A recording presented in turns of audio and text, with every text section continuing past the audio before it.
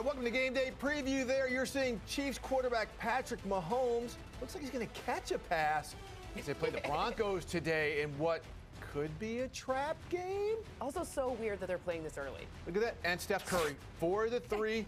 And he's back.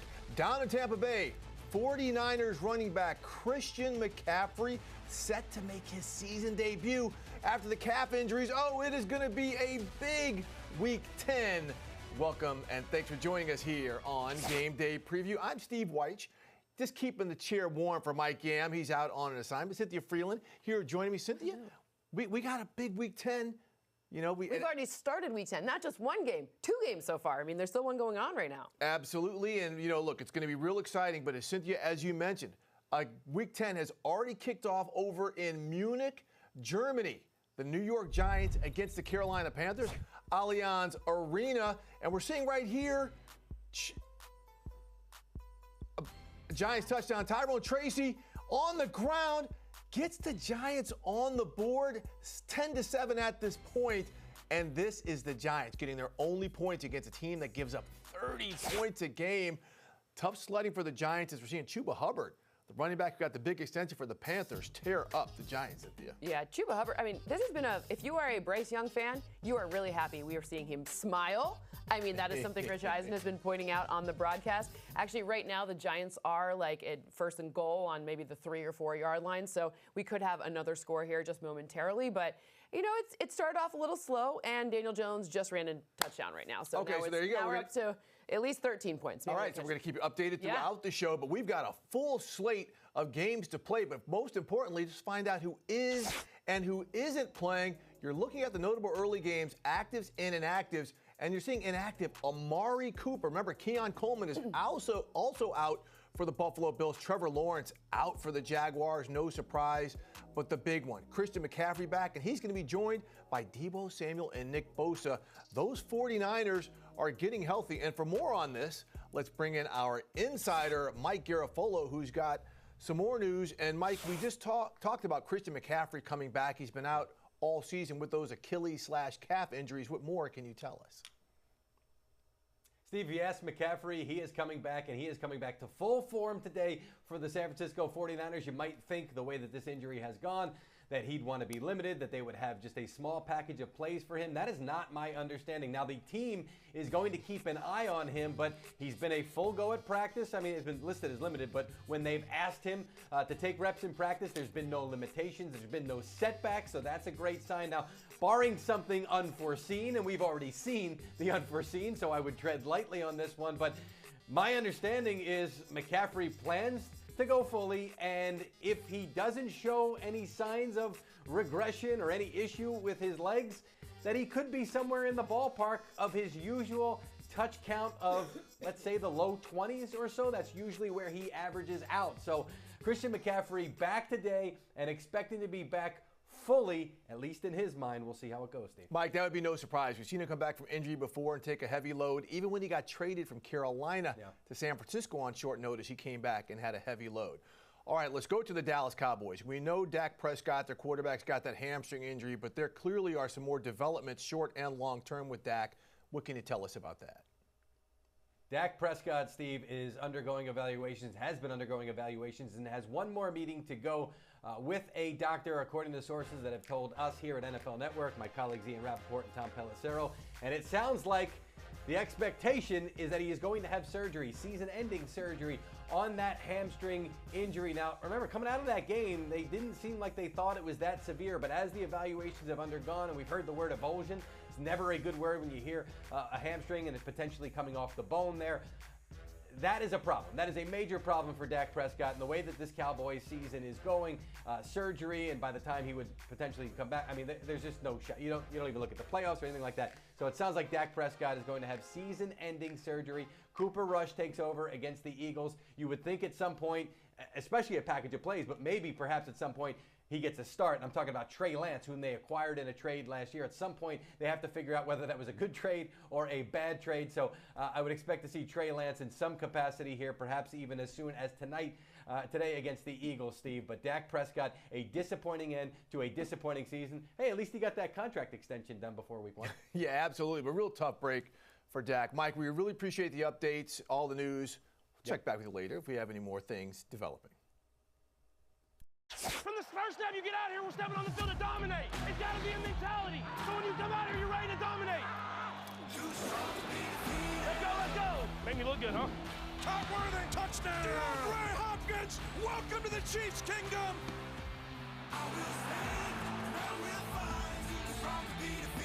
Gotta bring energy, baby. Touchdown!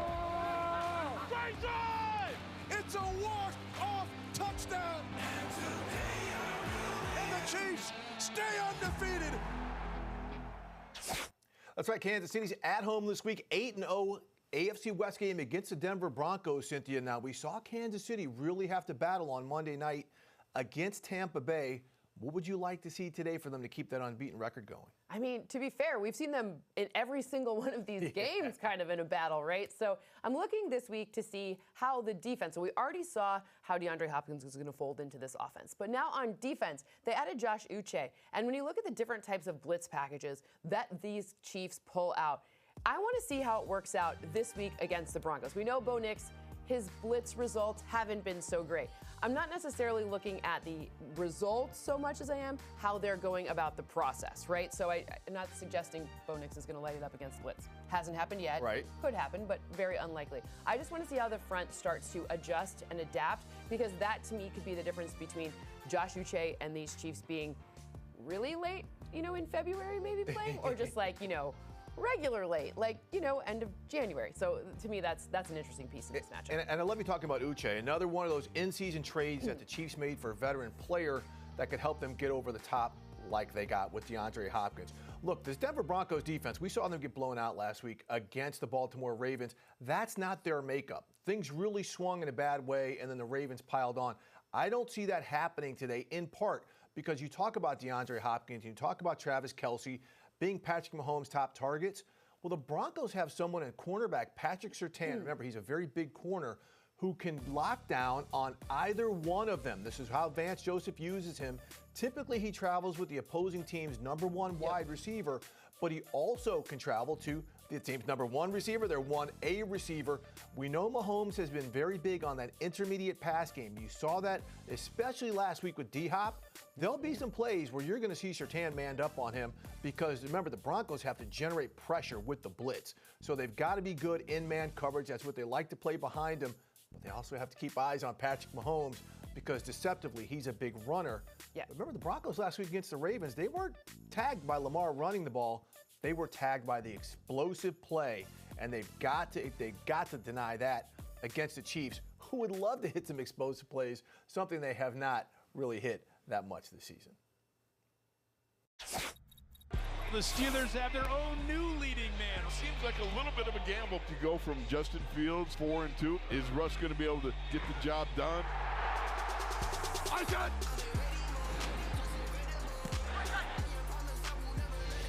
touchdown, Pittsburgh Steelers. Oh, yeah. That's what we wanted. We're looking for that. I went through a challenge last year. Every time you step into the white lines, you're proving something. I came here for one reason. That was to win the Super Bowl. All right, Cynthia, this could be the game of the day. There he is, Russell Wilson, getting warmed up in D.C. It looks like it's a little chilly there. He's got a warm-up on, but this could be the game of the day. We've got some super exciting quarterbacks, the veteran against the young guy, Russ against Jaden Daniels. But when you look at this game, Steelers leading the AFC North, Commanders leading the NFC East, what are you looking for? Well, I'm wanting to see how Mike Williams folds into this offense, right? So we talk about the trade deadline. Feels like a long time ago for whatever reason, but hey guys, Mike Williams is now a Steeler. So ultimately we've already seen how great George Pickens has been, but now we add in another pass-catching option. It's going to be interesting to see who has which role, right? We know George Pickens is kind of the guy that Russ has been looking for, but you know what Russell Wilson loves to do? He loves to slang the deep ball. Yes, he does. And the deep ball is a much better opportunity when you have not just one, but now two separate, really great deep threats. So when I'm watching to see what goes on here, it's very interesting how they line up, how they try to disguise. I would say of the O-lines in these groups in this play, this is going to be the situation here where they have an opportunity here because the Washington defense isn't going to bring as much heat, so they have a good opportunity to throw the ball deep. And we know the Commanders' pass defense is probably the weakest part of this team, especially on the deep ball on the outside. Marshawn Lattimore, the corner who they just traded for, he will not be active today, so that's going to be important. Let's flip it, though, because I want to go to the young guy. I want to go to Jaden Daniels facing T.J. Watt and Alex Highsmith in this pressure that he is going to face against the Steelers. This is one where I think Cliff Kingsbury is going to have his rookie on the move. That doesn't necessarily mean bouncing it outside. You know, the Steelers are very disciplined and contained, but this is something where he's going to have to step up, do some things to put a defender in conflict, maybe drop the ball over his head, something that's we're seeing more and more of with these mobile quarterbacks, and he's going to have to get it to that guy, Austin Eckler. Cynthia, I think this is a guy who's going to he's going to have to play an important role. Brian Robinson, huge deal. The starting tailback, is out. Eckler in the receiving game and the running game. They've got to have some semblance to set up the run action and get the ball to Scary Terry. But Austin Eckler is going to have to be involved in this offense, and I think Jaden Daniels being on the move is going to help open that up. Hats off to our social team. I think they were both wearing the same shoes to warm up. Just saying, you know, both Russell Wilson and Jaden Daniels both wearing the same, like, yellow shoes. So it'll be the battle of whoever's yellow shoes. Oh, is that it? Yeah, that's it. I like just whoever's yellow shoes are better wins the game. That's how it works, right? That's how it's going to work. Well, you know, speaking of rookies, it's time for the Rookie to Watch presented by New Era. Ready, set. See what I was saying? It's windy. Can we just throw a bomb? Lines it up for DJ Moore to the end zone. Perfect throw. Perfect catch. Touchdown Bears. In the pocket, looking, time, being chased now up inside the pocket like a snaking through trouble. He gets the Bears a first down. I'm tired, Grandpa. What do you say? That's too damn. All right, look at the Bears rookie quarterback Caleb Williams. He's facing off Drake May of the New England Patriots today. Who's our quarterback to watch? I mean, both of them are great quarterbacks and a lot of fun, but I think this is going to be a really good opportunity for Caleb Williams to take some of those deeper shots down the field. We've seen him be really effective on under 20, under 10 air yard passes, shorter passes. Whatever this warm-up is, they all do it. Him and Jaden Daniels doing the same warm. Anyways, long story short here, I'm interested in seeing how they get some of those deeper opportunities to work. Last week, if you go and watch the film, didn't seem like his receivers were the happiest I've ever seen Chicago receivers in their life. But I think in this matchup, they will have a good. The Patriots defense is missing some pieces on it, and they're not quite the front that is going to bring a lot of heat. So it's going to be a good opportunity for Caleb Williams to have some nice deeper connections, and maybe their receivers will be less moving. But we all know receivers; they're all divas. They're always open. They're always open. Remember, Kyle Duggar for the Patriots, the safety, is out. Look, Caleb Williams is going to have the bigger day. He's got the better team. He's got the better offensive line. But I want to talk a little bit about Drake May. This is an impressive player who's having to deal with a banged up, mashed up, constantly rotating offensive line. He's got his running back, Ramondre Stevenson, who I think is going to be a problem for the Chicago Bears today. But in covering May and seeing him a lot, he's got something to him. All of the stuff that's coming his way, he has dealt with pretty well. He's stayed positive with it all. He's going to be facing some pressure against the Bears defense that we know up front can really get after the quarterback. But this is someone who can run, who can throw. And again, this is not going to be an easy out for a Bears team that is trying to get above 500, Cynthia. I think it's interesting. Andrew Billings is out, so that could be a big deal for the opportunity to run against the Bears. All right, that's our Rookies to Watch, presented by New Era. When we come back, wait, she's there. Okay, she's there. good. She's at Arrowhead. Oh, good. I'm glad. It's always a better day when we know that we're exactly where Taylor Swift is. And look, she's got the Chiefs colors on. She's ready to Obviously. rock and roll. So when we come back, guess what? I guess we're going to be talking a little bit of the Chiefs. Taylor but also, Swift. We've got a whole lot more. An exciting Week 10, including a game over in Munich.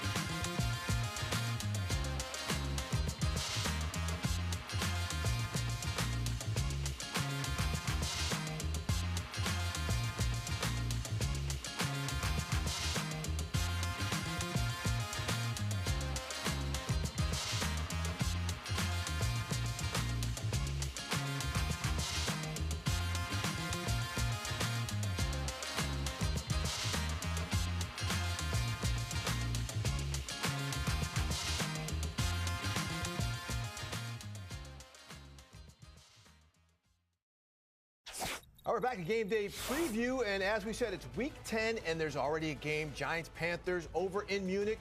Giants in the red area. Daniel Jones on the rollout. Gets into the end zone, 17-14, Cynthia. 3-point game overseas. I mean, but for a red zone woe right here, it would have been more.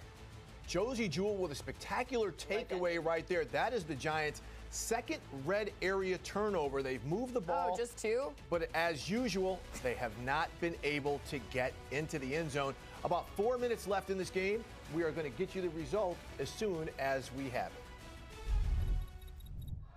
This is the tightest this 2024 team has been. And I don't feel people pulling us away.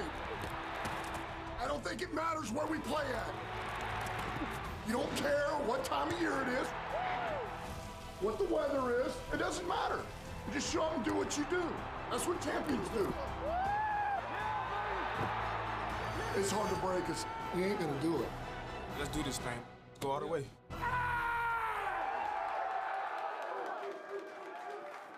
I mean, every time. It gets you every time. And now it's time for Road Warriors presented by Marriott. And those Detroit Lions, those red-hot Detroit Lions, going to Houston today, Cynthia, to face the Texans, who are coming off of an embarrassing loss against the Jets. This is going to be a good one. What are you looking for? Well, first and foremost, I'm very curious to see how Aleem McNeil steps up. We know that no Aiden Hutchinson. We know that they made an acquisition. He's not playing yet. Zadarius Smith, he's not going to be active in this game. But big old number 54 is coming for your soul. So good. He is so great. From NC State. We're an NC State family. My dad went there, so that's why we like NC State so much. But watch that interior of the offensive line. That is where they've had so many troubles. They've given up the most sacks in the league. That is where Aleem McNeil patrols. And by patrols, I mean he just like stands there with his giant body and like, I'm coming for your soul. So that's going to be an interesting. He's been so good for so many years, and I'm glad you're highlighting him because a lot of people don't understand what he does. That means it's going to be tough for the Houston Texans to run, maybe, and that's going to be a big part of it. But I want to look at Houston's defense because when we look at this Lions offense, they have got studs across the board from the offensive line to the skill position players. Yet the Texans actually match up pretty well, Cynthia, even though they're not going to have defensive end Will Anderson. They have got DBs that can match up if they decide to play man against these great wide receivers. They've got a great slot corner, safety, nickel, and Jalen Petrie who can match up against Amon-Ra St. Brown or against the tight ends. Their linebackers are chase linebackers, not necessarily downhill guys. That's fine when you've got to go against Jahmyr Gibbs and David Montgomery. So I think in terms of personnel, and again, in the way that this defense has played, that they want to get better, I think they're going to be very, very focused in what could be the game of the day. We already said that about the Commanders and the Steelers as well. They're probably going to be some other games. They're at different times, so there can be the game of the afternoon, there can be the game of the evening. It's perfect. Well, there we go. So another potential game of the day is going to be happening down in Tampa Bay. We're going to this on the road, courtyard by Marriott. And there we go. It looks like Brock Purdy. You know, I don't have my glasses on. I can't see it. But Brock Purdy down here in Tampa Bay getting ready. He's pretending it's cold there. He's wearing the leggings. And look, Brock has been fantastic. Through all of the 49ers ups and downs and injuries, he's been fantastic. See, they're getting Christian McCaffrey back today. Huge deal. Red area. That is where Christian McCaffrey does all of his work. If you look to see last year, number of touches. He led the league. Number of touchdowns. Oh, guess what? Led the league. Number of opportunities to create first downs, even in the red area. Guess what? Guess what he did? He led the league. Are we surprised by any of this? No. But if you look to see where an area of this offense that could really stand to improve, obviously getting Deebo Samuel back is huge too. We haven't seen much catch and run. We haven't seen the yak that we're used to from this team. But we certainly haven't seen them in the red area look like anything near what we expect. And that is what this man is absolutely the best at.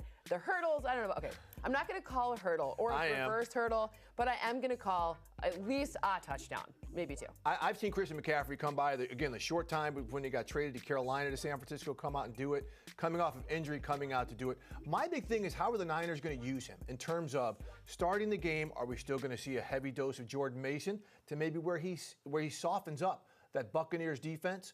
Or are we going to see McCaffrey start out because of his dual threat ability is going to get the Buccaneers to back off the blitz? Jordan Mason, in some way, shape, or form, he's going to have to be a part of this. As much as we love Christian McCaffrey, whether he's a red zone hammer, whether we've seen him in previous years, where usually in third quarters they come in with a hammer like Mason to kind of really work teams and get them thinking a little bit more. He's going to be a factor, but again, Christian McCaffrey, it's not going to be much of a layoff from those. Usually we don't say this about a Todd Bowles defense, but you can run on this team, yeah. which means we are 100% in for a Kyle Juszczyk touchdown because of all of these people back, it just means a fullback touchdown. That's going to happen. All right, more Road Warriors presented by Marriott. We've got the Philadelphia Eagles and the Dallas Cowboys. Now, this is one on not paper. Not going to be a game of the day. Oh, not going to be a game of the day. On paper, again, with Dak Prescott out, right. The Cowboys already reeling. It looks like it's lopsided for Philadelphia. Should it be? I mean, Philadelphia has made a nice run lately, and I want to point out two pieces of this defense that maybe don't get enough love. Zach Bond, welcome to the show. Such a stud. Obviously, we're going to talk about these defensive players who are making all of their tackles. We're also going to add to the mix Cooper DeJean. The Cooper on Cooper crime in this matchup could be big. Cooper Rush on Cooper DeJean or Cooper DeJean on Cooper Rush. I actually think the second one. When you're watching to see how this defense has changed even from last year, those two people stepping up. Cooper DeJean was obviously injured to start the season. The corner from Iowa, he's nasty. He's also a lot of fun to watch, so keep your eye out for him. But if you're watching what Zach Bond's effort is, it's like, try running against him. Good luck. He's been so good, and we started to see it in preseason and the way he fit into Vic Fangio's defense. And Vic always has like an outside linebacker who's that hard rock, right? He sets the edge, very disciplined in coverage, a great tackler. Zach Bond, great tackler. That's a great call. And he kind of doesn't get enough love because it's like he's not doing the sacking and he's not picking the ball off, but he's doing all those other things that you actually need to happen, like limiting yak, making great tackles, being where you're supposed to be. Turns out, he's like the meat and potatoes. You just maybe not the sexy meat, but it's the meat and potatoes. He's setting everybody up, and again, he's helping out those inside linebackers who've come under scrutiny for the past couple of years. Let's flip it over to Dallas, though. And this is intriguing because when Dak got hurt, everyone said, okay, they're going to go with Trey Lance. They got to find out what they have. But they're not. They're going with Cooper Rush. I understand it from these two areas. Cooper Rush has probably gotten the majority of the backup reps. He's been the backup, and typically backups get their reps after practice. It's usually about a 15 or 20-minute session where the number 2 guy takes 90% of the snaps on air, but with receivers running this week's game plan. So Trey Lance probably hasn't had that. I'm sure there was an uptick in that this week, but if Dallas loses this ball game, Cynthia, that's when I think they've got to go to Trey Lance. They've got to figure out if it was worth trading him, because if they don't, they're telling the rest of the NFL that this guy can't play and there's no need to even bother trading for him. I'm so confused why Trey Lance wasn't the guy they should have figured out, like, when Dak started to look like they had a whole week. This makes strategically, I feel like this does not make a ton of sense. And Trey Lance should have been, and I'm not saying that Cooper Rush isn't given the better opportunity. I don't even know what that means, right? Like, does he give them better opportunity? I don't know. You've got a lot of missing pieces in this team. So put Trey Lance out there, get his resume reel going. If it looks great, nothing but upside for the Cowboys. If it doesn't, then go to Cooper Rush. What are we doing here? Here's what they're doing. They're 3-5. Hope springs eternal in that building. If they can get to 4-5, they're still in it. What are you talking about? I mean, I'm just saying. But like, I mean, that's exactly what's going on. All right, good stuff there. Listen, I like living in La La Land as well, right? Like, wouldn't it be great? Like, I'm gonna go home and eat nothing but ice cream and have. I'm very confused by this, Steve. Or you can have your dogs eat too many dog treats. All the dog treats plus the box. There we go. We'll tell that story later. Now it's time for our Salute to Service presented by USAA. NFL legend and Hall of Famer Brian Dawkins recently participated in the Wounded Warrior Project Carry Forward 5K to help support and raise awareness of challenges some veterans face. Brian spoke with veterans around mental health and suicide prevention efforts like Face the Flight, founded by USAA in 2023. USAA and the NFL pay tribute to all current and former military this Veterans Day. Great job, Brian Dawkins, and again, salute to all of those men and women who have served this country. There you see him in the yellow shoes, Cynthia. Jaden Daniels, the rookie quarterback in Washington, facing Russell Wilson, the Pittsburgh Steelers, but most importantly, TJ Watt and Alex Highsmith and the Pittsburgh Steelers. A big game coming up. We'll be right back on Game Day Preview.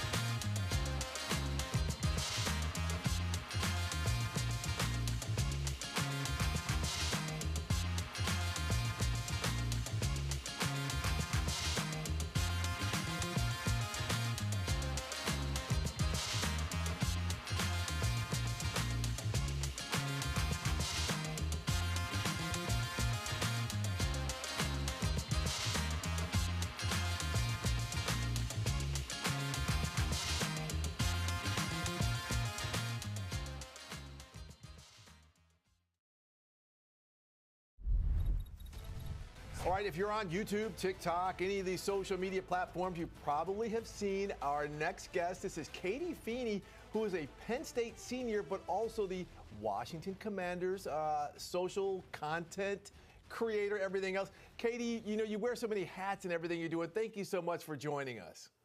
Thank you for having me. I wouldn't miss it. So, you know, we're told you were the first content creator, social media-wise, hired by any NFL club. Walk us through that, how that happened, and what exactly is it that you do for the Commanders? Yeah, so it started my freshman year at Penn State. Shortly after, I started working with the Penn State football social media team. And it was really just a full circle, crazy moment for my family and I, because we grew up Commanders fans. But basically, I just show the behind the scenes of what people don't get to see on TV, whether it's interviewing players, fans, showing the atmosphere, reviewing stadium food, all of the above. Yeah, just kind of giving people a look at something that maybe they wouldn't see otherwise. So that's so cool, because one thing as reporters, we're always told, take the fan where they can't get to. You do a marvelous job doing it. What's been some of the cooler moments that you've been able to share? One of my favorite moments ever, especially in football, was I went to London for the 2024 NFL games it was the Bears and the Jaguars. That was one of the coolest moments, like mainly because of the access I had. I got to go in the locker room after the game and interview players, which I've never done before.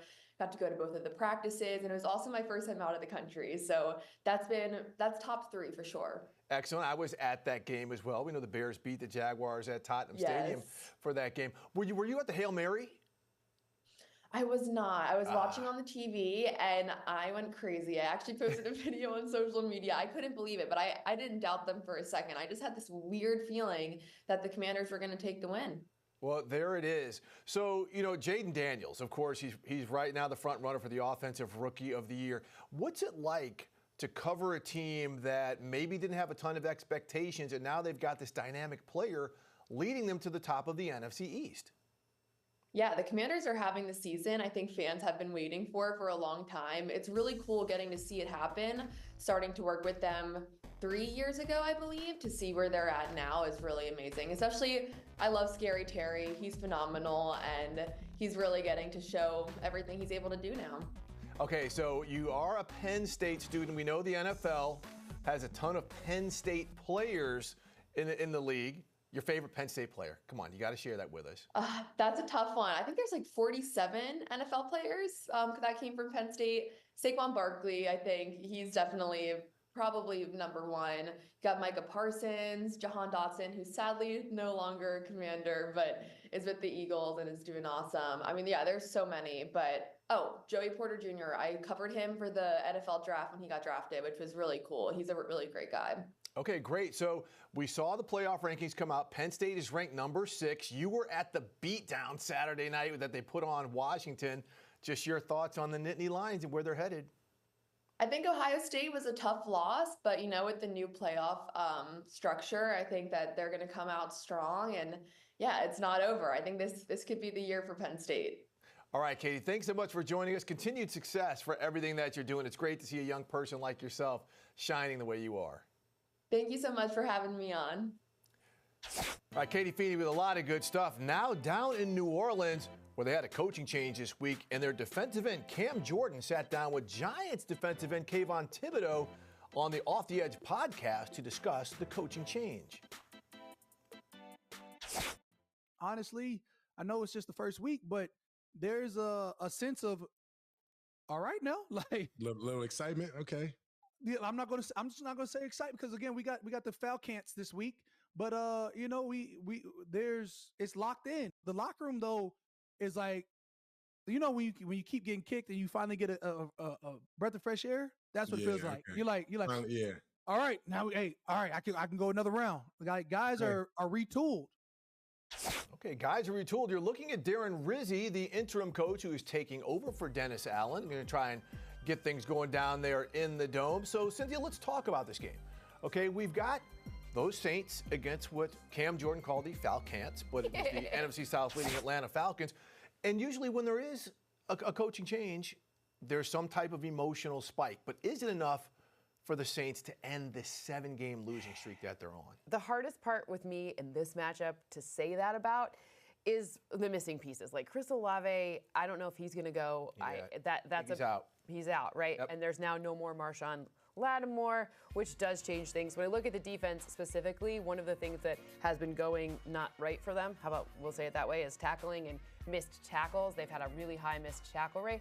I think that forecast to increase, so potentially downgrade some of your foul counts if you're playing them in fantasy. However, I don't know if there are enough pieces even with Darren Rizzi, who, by the way, like, he's out there looking like stoic. If you Google some funny Darren Rizzi like stuff, you can see like great like his facial expressions on the sideline are second to none. So maybe we'll get some of that this week. But I don't know if I think it's enough in this particular matchup, even though it is a division game. You got to throw the records out. Throw everything out in this matchup. It's Cynthia. true, but I still think it'd be a lot better if they had Chris Olave. If they had, like, of course. You know, it would when be you a have lot. the good players, it's easier to play, as it turns out. You know, so. This is a very heated rivalry. Typically, this game comes down to a one-possession type of game. Yep. Sometimes goes to overtime. The Saints will get some type of emotional spike out of this, but like you said, Cynthia, can they carry that through 4 quarters against a Falcons team that's getting better on both sides of the ball week to week?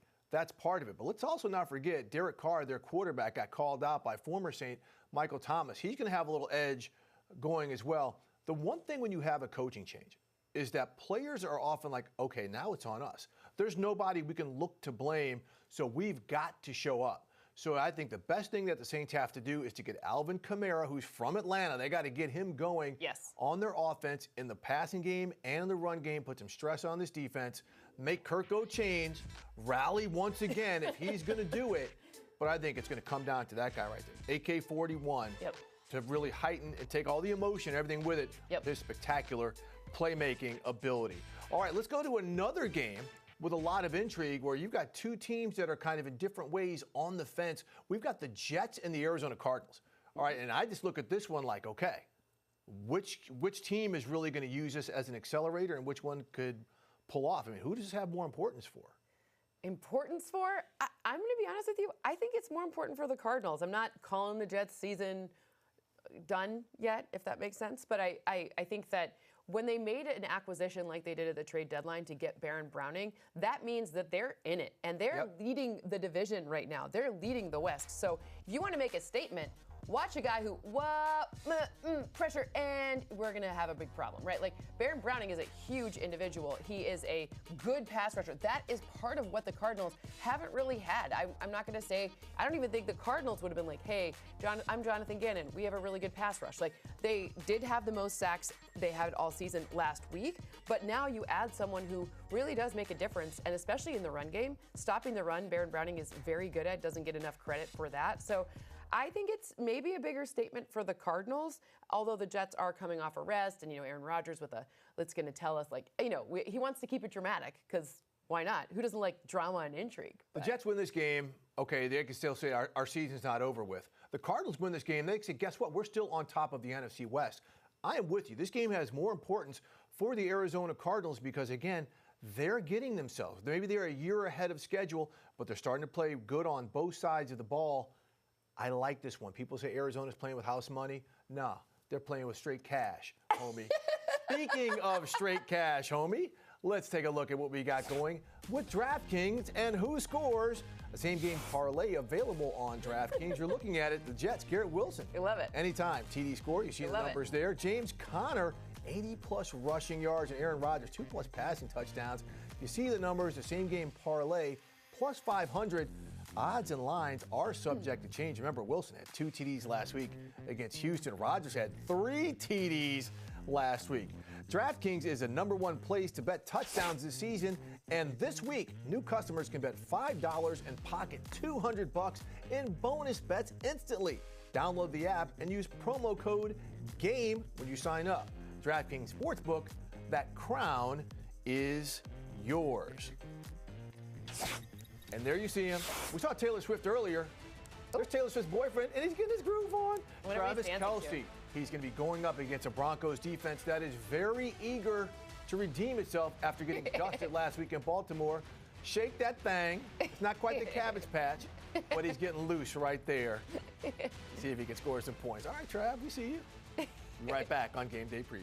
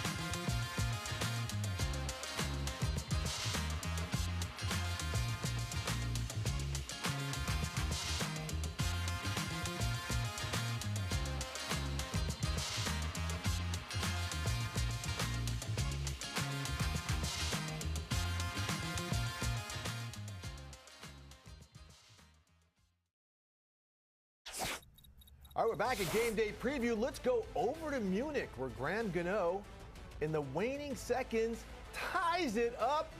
He's given everybody over at Allianz Arena what they want, Cynthia. Mayor football means more. Okay, Mayor Mayor. football. Mayor football. Huh? Mayor football. Look at that. They're like, yeah, we get more of this. 17 all. As Daniel Jones drives them down the field to tie it up after trailing all day to Carolina. Look at them. They can't get enough. We can't get enough. It is more of Week 10. Now it is time to get to our fantasy. For that, we got Michael F. Florio. There he is. Michael, we're seeing you on our screen right now. We were hiding because, Cynthia and I like to look at ourselves. But let's get to our Week 10. Start him and sit him, brother. Let's start with our quarterbacks. Who do we got? Yeah, there's a lot of good quarterbacks this week that you could go and get in your lineup, like Stafford, Jared Goff, Brock Purdy, some sits like Mahomes, Stroud, and Caleb Williams. But in the middle there, you see Tua Tagovailoa, who I think is more of a floor play. We have not seen him score 19 fantasy points in a game this season. Plus, that Rams defense has been better as of late, especially against the pass. Since week 5, 6th lowest passer rating allowed, 9th fewest fantasy points per game. And on top of everything else, his best weapon in Tyreek Hill is now legitimately questionable going into this game. So I think you could play it safe and get away from the Dolphins signal caller this week. I think that all of those are great. I'm just saying that for my purposes, I'm liking a little bit of risk here, and I'm thinking I would play Caleb Williams in this matchup, in large part because we saw like a very weird end of last game. So I think Shane Waldron will retool some of those heavier personnel sets, maybe add in extra linemen. Heck, I don't know. I'm not driving. But ultimately, Caleb Williams, we've seen him be good in those shorter passes. That's a good place, especially with Kyle Duggar out. This is a good place to add some of the longer and deeper stuff in that we've seen. I think this is a week where they will have to, this is one where they're like, hey, we have this one circled. You absolutely need to look good in this matchup, especially because, like we talked about before, the Pats don't bring a ton of heat up front. I like the Drake May starting in this game, Michael Florio. Yeah. Now let's start him or sit him, and let's look at the running back lot. A couple more interesting ones. I'm looking at Tony Pollard against the Chargers in that defense, Mike.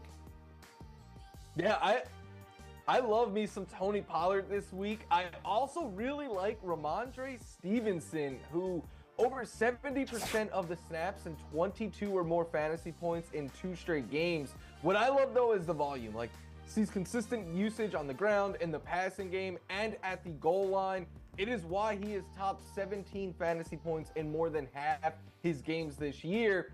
And the Bears look like a tough matchup on paper, but they allow over 5 yards per carry and explosive runs at the 5th highest rate. I didn't shy away from the matchup last week with James Conner, and that worked out. So I think we could do a similar line of thinking this week with Ramondre Stevenson. I feel like we're looking at like an opportunity. You talked about it really well there, how like on its face value, you don't want to pick anyone against the Bears defense in the run game. However, same thing can be said. Like we're all like, there's no one good to play against the Denver Broncos defense. You can't do it. However, Kareem Hunt is the asterisk to that. You absolutely want to start him, even though this is a very, very good defense. No shade to the defense. There just has to be something that, there's like straw that breaks the camel's back, and that tends to be Kareem Hunt. This season, every time they're in like, we need 3rd and 6. They get 7. Why? Because Kareem Hunt gives them that 7. He's also their red zone threat. He's also a pass catching threat. So you absolutely don't want to sit him, even though on paper the matchup looks not so great. And he's coming off of a Derrick Henry-like performance against the Buccaneers. All right, Michael, let's go to the wide receiver. Start him, sit him. We're looking at Brian Thomas Jr. with Mac Jones against this Vikings defense? I will say I felt much better about this when it was supposed to be Trevor Lawrence, but I'm not shying away from Brian Thomas here.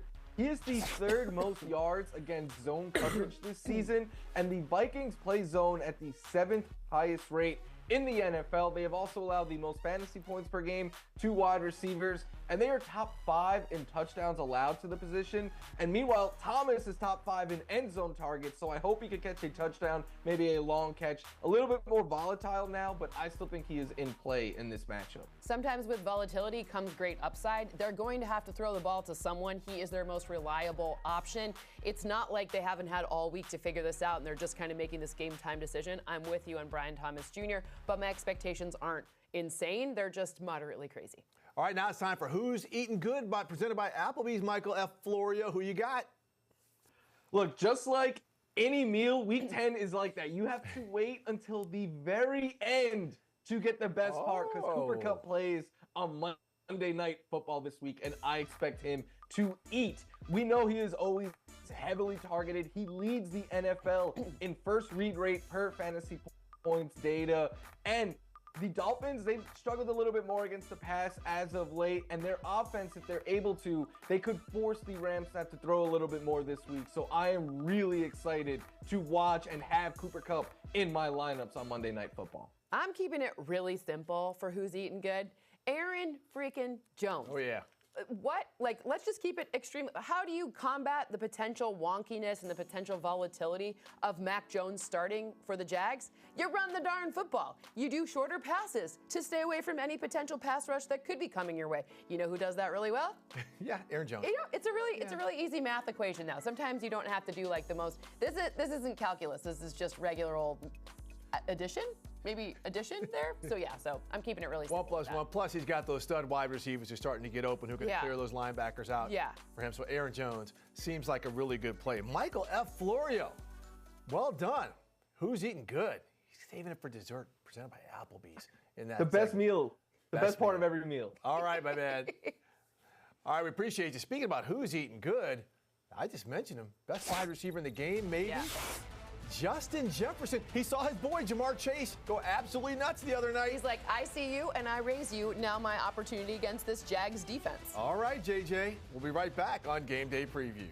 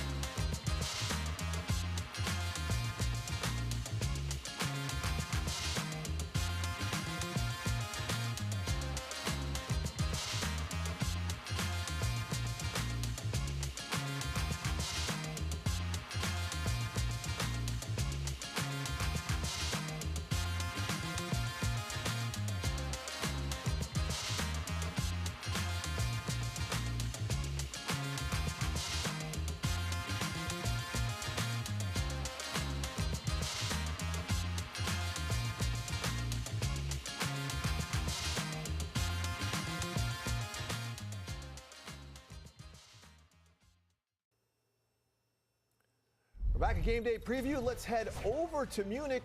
There's the coin toss in overtime. You're looking at the Giants and the Panthers. The Giants coming down on the drive after they get the ball, but we've got a fumble. Tyrone Tracy turns it over. The Panthers set themselves up. Big time play. Another turnover. The third turnover. Robinson. Love me some veteran action today. Third turnover of the day by the Giants. Sets up the Eddie Pinheiro game winner. The Panthers get the dub. 2 straight wins. Panthers over in Allianz Arena in Munich win over the Giants. That's 2 straight for Bryce Young, quarterback for the Panthers. First time the Panthers have won 2 straight since 2022. And, by the way, the Giants were one of the only 4 NFL teams to be undefeated overseas. That streak is now broken as well. How about that? All right, now it is time to come back here. And, Cynthia, let's get to your projections. I'm sorry. Steelers Commanders. I got a little ahead of myself right now.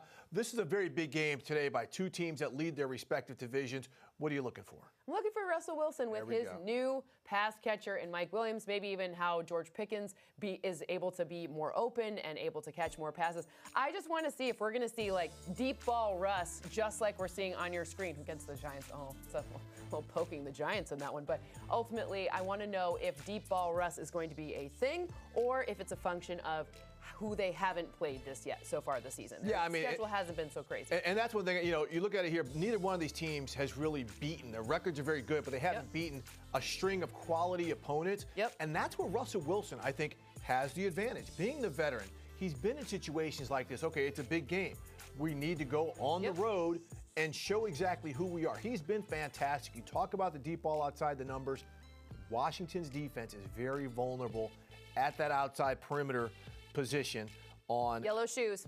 On defense. Just wanted to make sure we pointed out his yellow shoes. We're back with the yellow shoes. All right, so we go right there. Now let's go to Broncos Chiefs. Another big game right here in the AFC West. We're looking at Denver coming off the beatdown against the Ravens, but they're a better team than what we saw. What problems could they present Kansas City? I mean, the problems of Kansas City are really in the multitude of ways that Bo Nix can beat you. He can beat you on your feet. He can beat you through the air. We've seen both of those. But those linebackers for the Chiefs, like Drew Tranquill, they need some love. Nick Bolton. Good. Like, we've got a lot of guys on this team that, maybe this week is like, I'm trying to...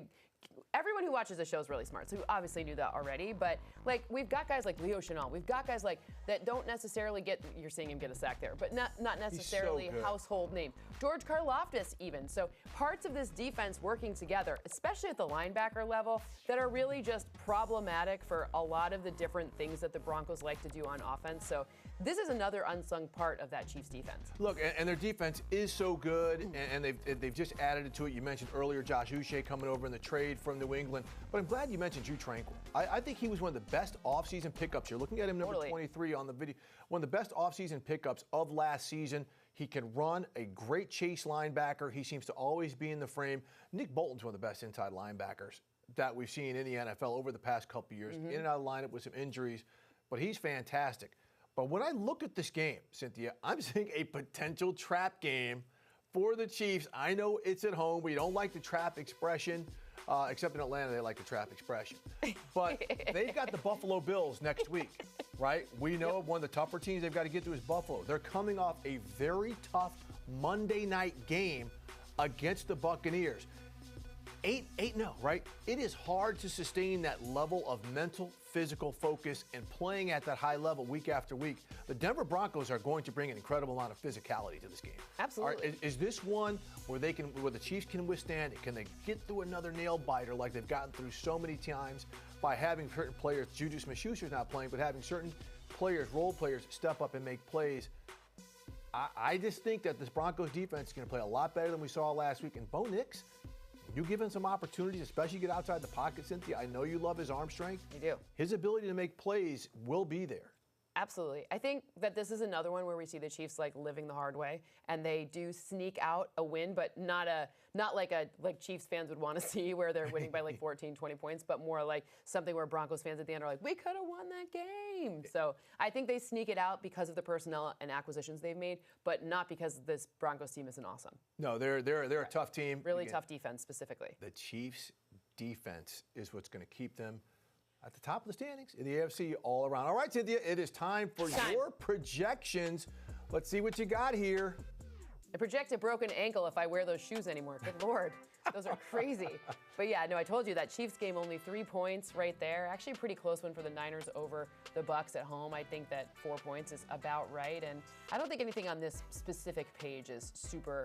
Maybe the Falcons winning by 5, because I think that you do get that uptick from the Saints. But that one could be maybe a little closer just from my gut check, but And Bills Colts is going to be an all-run game because all the wide receivers are out with injuries in this game. All right, those are the early games, Cynthia. Now let's look at what your projections for the late game. Surprise! There's where the two surprises are. I do have the Jets topping the Cardinals in this. I was very surprised when my model spit that out. I also have the Dolphins beating the Rams, so I'm not afraid to have a Tua Tagovailoa fantasy pick in this matchup. If you look at where the rough point for the Rams defense is, it's the secondary, and they've got a real even without Jalen, if Tyreek Hill isn't 100%, you still got Jalen Waddle back there, and that's going to be a problem as well. The Dolphin speed is going to be a problem. All right, now it is time for the Sunday statement. Cynthia Freeland, you're up. I am from Michigan, very well established. No way.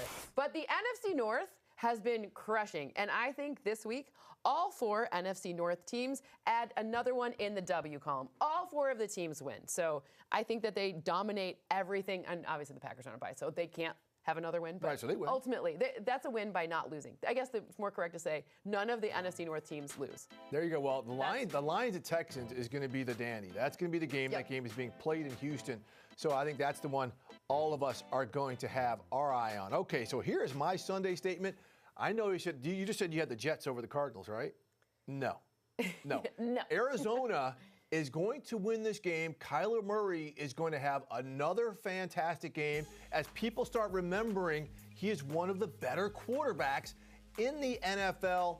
I like this in part because I think Marvin Harrison, when they're going to have Sauce Gardner matched up on the rook, I think Marvin Harrison's size and everything is really going to come into play.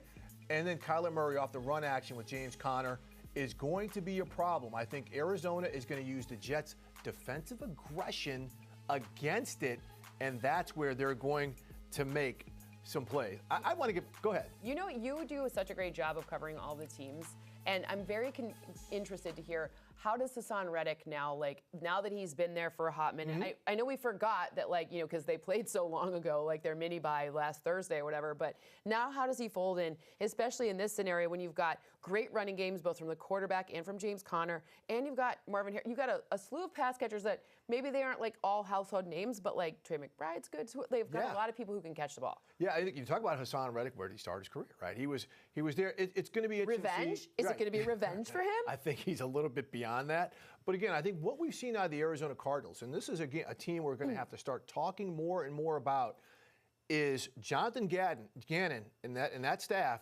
They've created a sense of stability there, and now there's confidence. Confidence is going to be a huge thing for Arizona because guess what in this division? The Rams are getting healthy. Yep. The 49ers are getting healthy.